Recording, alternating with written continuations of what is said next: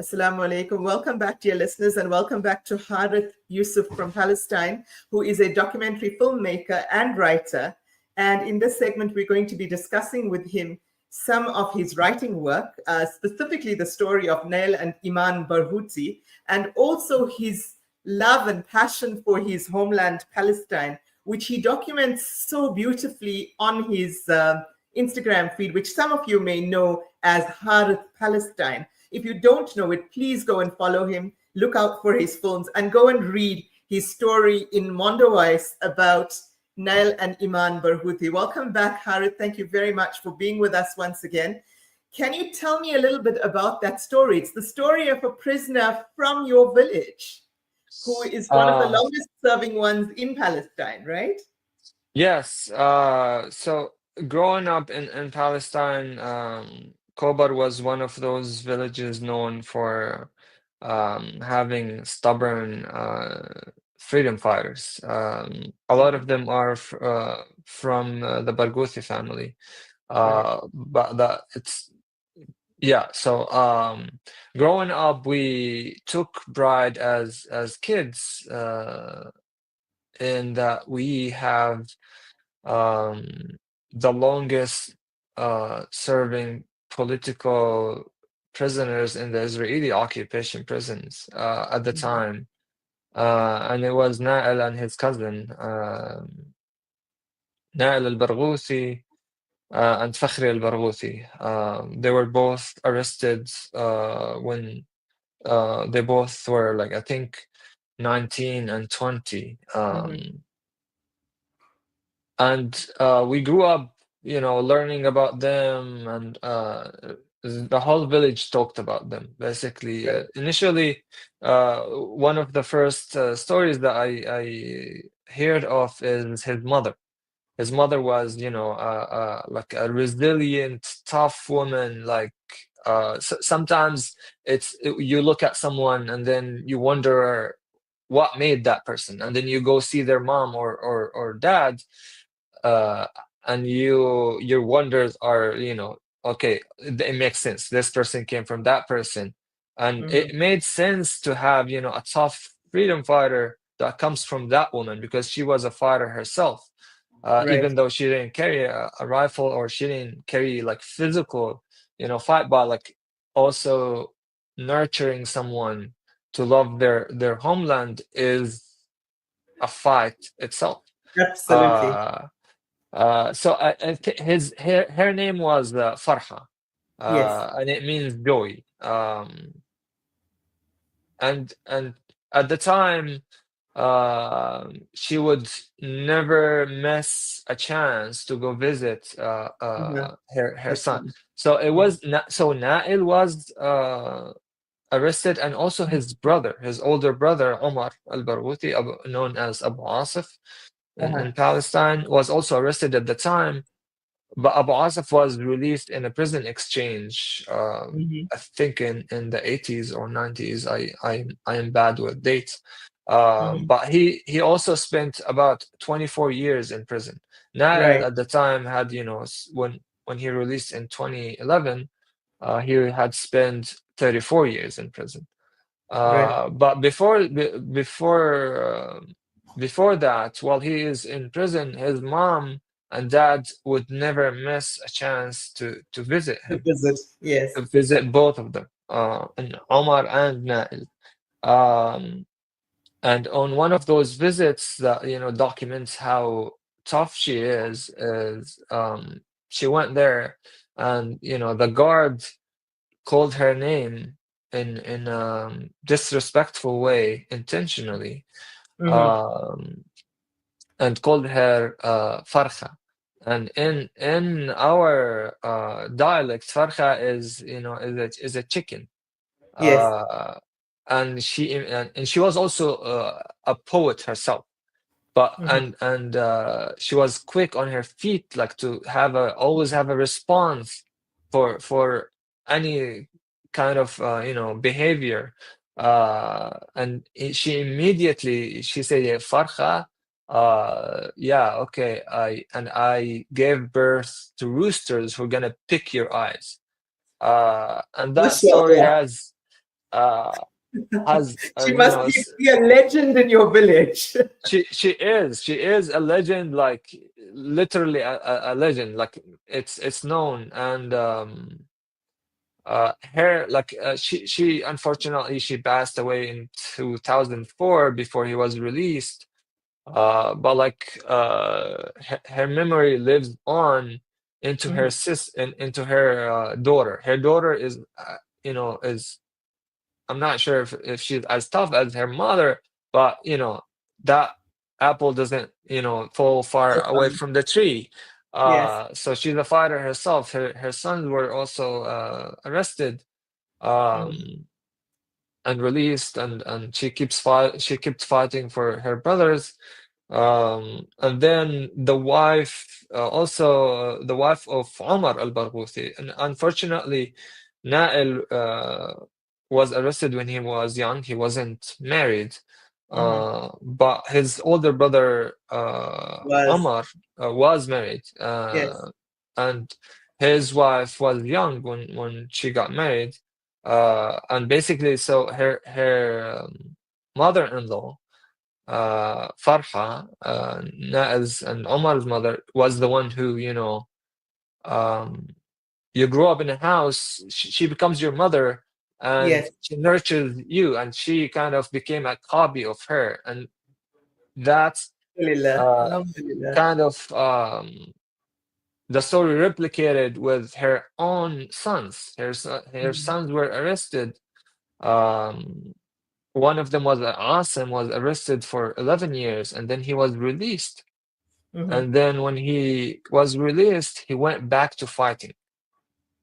Alhamdulillah. Um, and he was him and his brother went on, one of those journeys of fighting, and they attacked a checkpoint and injured several people. And like nights later, unfortunately, his brother was killed. And and they invade the house, Mhm. torture the family, and then Mhm. they arrest the father again and his sons. And the mother, you see the figure, and the figure of the mother keeps on fighting and never bow down. Mhm. And the spirit that she always came up on when people were interviewing her, and even when the mothers would go there to visit her. Mhm. One of the things my mother would say is, like, we go to support her, and we leave feeling supported Supported. Yes. from her. And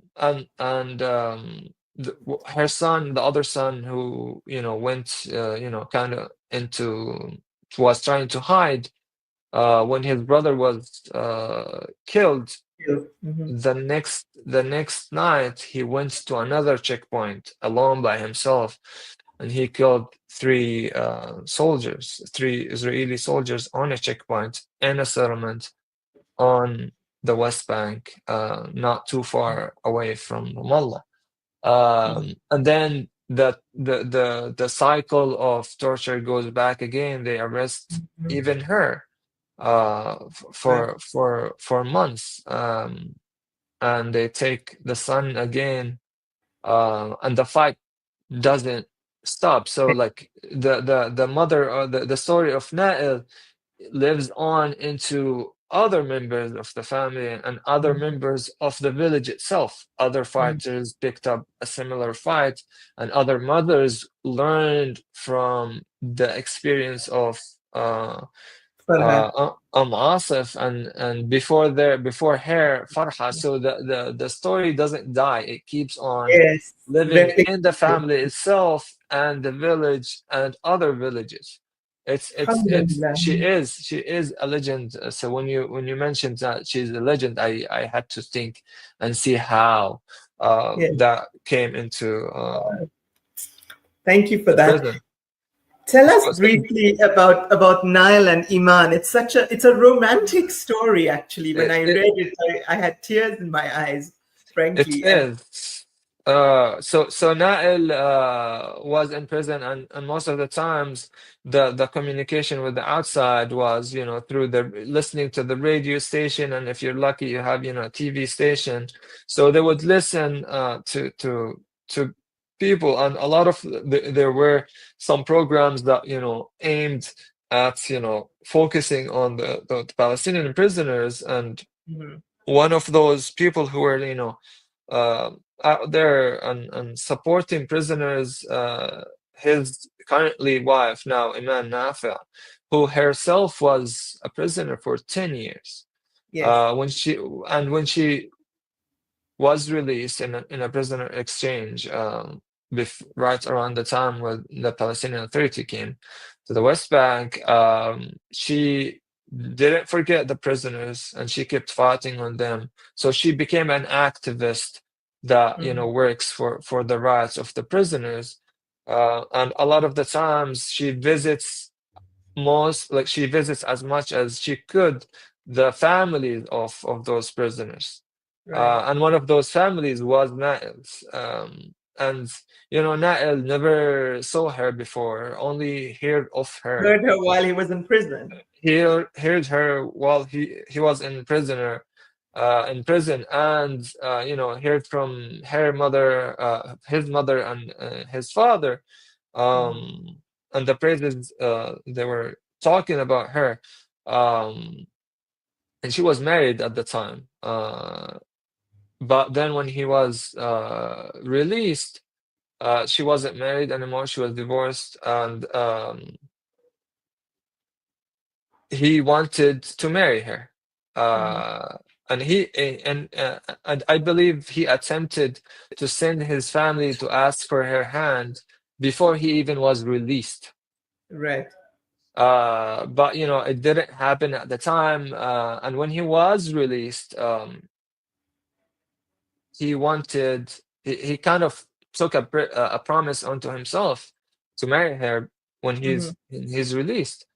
He was sentenced to life anyways. So I don't know, his mentality, his spirits, like he's also like very, like he's a fighter, inside and outside. When he was released, into like 3 weeks into his freedom, he went and gathered the family and asked for her hand, even though she's was a bit older than the age where she can give him kids. But that didn't stop him from marrying her, even though it was a talk of the of the village at the time, that everyone wanted him to marry someone who can give him kids, because the whole village wanted to see his kids. But that is a different fight. That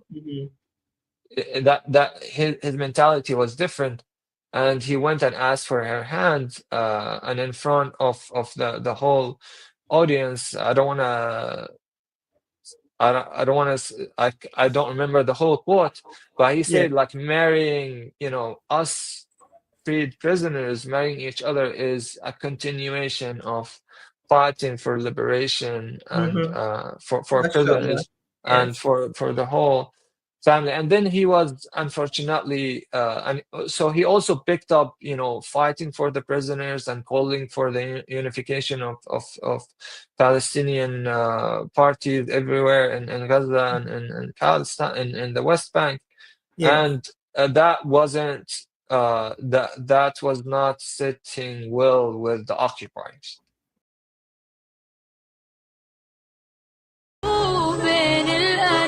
Salam Media, your spiritual companion this Ramadan. For all your gold jewelry requirements, from custom diamond pieces to gold investment coins, there's only one name: Randery Jewelers. Visit us at 151 Stephen Dlamini Road, Musgrave, or stay informed by following us on Instagram and Facebook at Randery Jewelers, the family name you can trust. When the perfect blend of stylish decor, exquisite halal cuisine, and warm hospitality come together, it could only mean Al Bayt Lodge, your true home away from home. Al Bayt is the ideal heaven for families, business people, and tourists, with its 4-star family rooms, and other luxurious facilities. Conveniently situated close to Port Elizabeth Airport, the beach and other amenities, your stay will be truly unforgettable, as you'll be taking home lasting memories of the warm hospitality, the serenity and tranquility that Al Bayt has to offer. For reservations, call 041 583 6415 or visit www.albaytlodge.co.za. Our brothers and sisters in Palestine are enduring unimaginable hardships. Ashraful Aid teams are on the ground, delivering crucial aid to those in need. But we can't do it alone. Palestine is suffering and they need your help. Your support can make a world of difference. Visit www.ashrafulaid.org today and donate to bring hope, relief, and healing to those who are in need. Yasin Badat Financial Advisory. Are your financial goals feeling out of reach? Yasin Badat Financial Advisory is here to turn your aspirations into achievements. Our dedicated team, armed with a history of success, is ready to guide you through the complex nature of financial and investment planning. Whether you're a seasoned investor or new to the game, our personalized solutions cater to your unique goals and risk appetite. Trust in our commitment to transparency, integrity, and excellence. Ready to unlock a world of financial freedom? Partner with us today. Call Yasin Badat Financial Advisory at +27 33346 2071 or visit www.yasinbadat.com. Yasin Badat Financial Advisory, guiding you to financial success. This Ramadan, make a conscious choice, sip for change, and support Palestine Drinks Africa. With every can, you help end the genocide and stand in solidarity with Palestine. Choose between our original or sugar-free options available in the case of 24. Every sip is a step towards justice. Every purchase a powerful message of unity and support for the Palestinian cause. Contact 082 888 1440 or 082 7739 556 today and be part of the change. Palestine Drinks Africa. Sip for change. Liberty for everyone. You are listening to Salam Media live from our headquarters in South Africa. This is Salam Media, keeping you company this Ramadan. They unfortunately rearrested re-arrested him after 43 months of his freedom, into his freedom. And another, sometimes, I call it gossip, but maybe it's a good gossip that it turns into a legend, or like a folklore story. Nael sends, a message to his wife, Iman, because he was rearrested and was, his sentence was, reinstated for life. In prison. So he sent a letter to Iman telling, releasing her from her, obligation, so setting her free, because he didn't want her again if she wants to, to wait.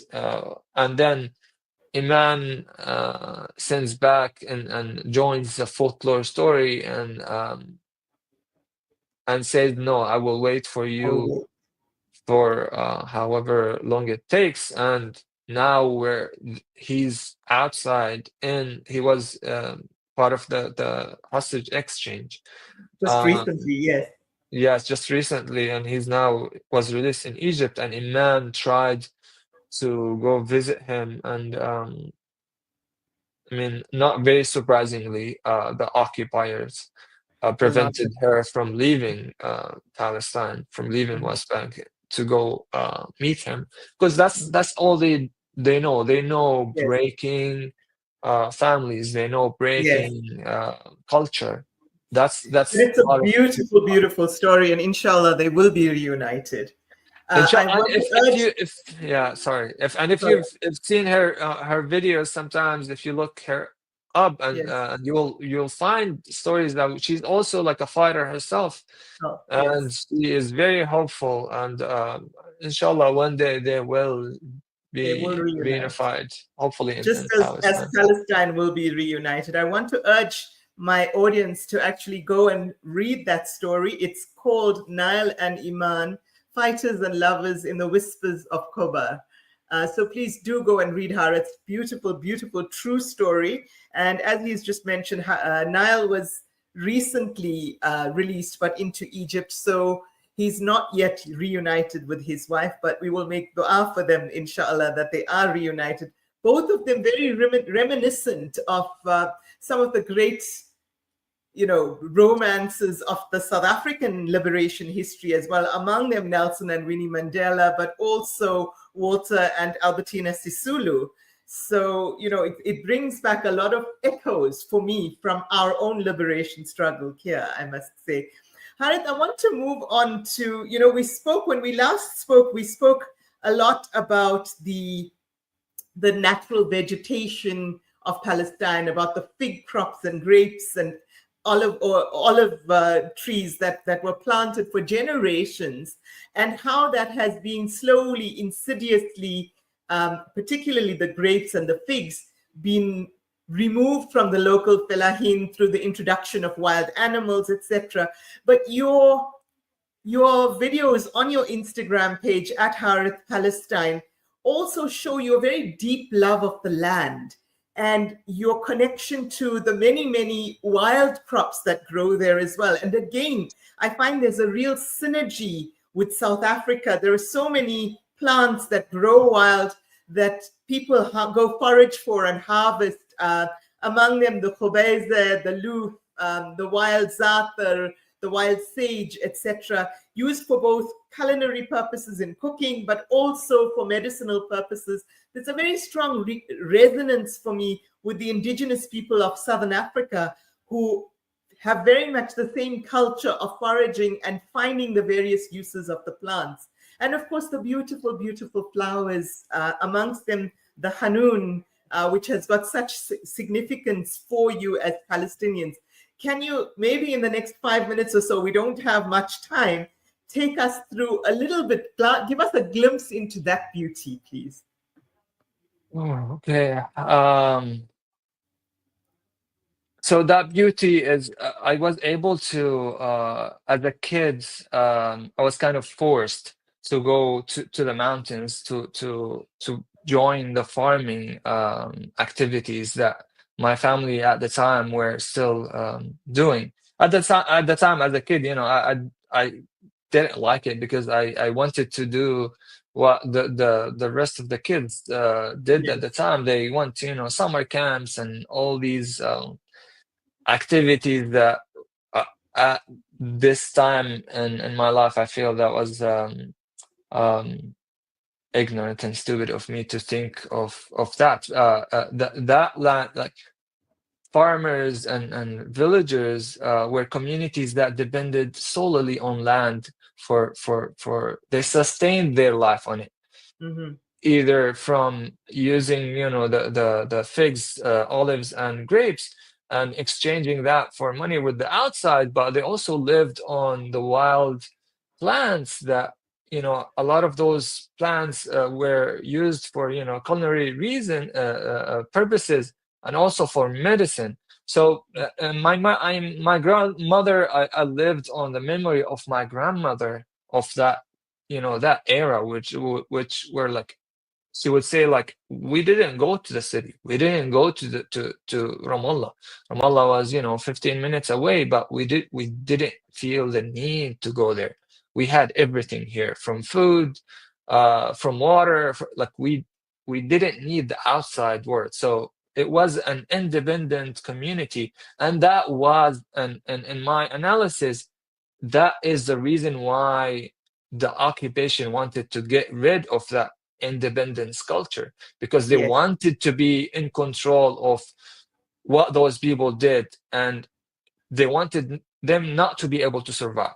So if we are the source of their bread, they will depend on us. But if they make their own bread from their own land, they won't be affected by our actions. So that was the reason And in my documentation and in my film that I'm still working on, and in my Instagram, sometimes I post, I try to preserve the beautiful landscape that is still exists. Unfortunately, a lot of those landscapes have been altered. So a lot of the times I look for landscapes that are still, beautiful and intact somehow, to try to complement or like try to imagine what my grandmother at the time lived.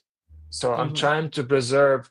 Unfortunately, I show the beauty of these lands, but the layer under that is I fear, and I fear that those lands are in danger of being confiscated and stolen by the settlers, and it's happening. 3,000 dunums, or I don't know how you say in or hectare, or Hectares, yes. and from my village were grabbed by settlers Right. just in recent months. Wow. So a lot of those lands that I hiked and a lot of those videos that you guys watched, I cannot go anywhere to those lands anymore. And what they are doing is like when they go in, they wipe everything out. They don't want to see, what was there before. So in my documentation and in my approach to my visual practices, I try to preserve these lands, for as a to keep it as a living memory.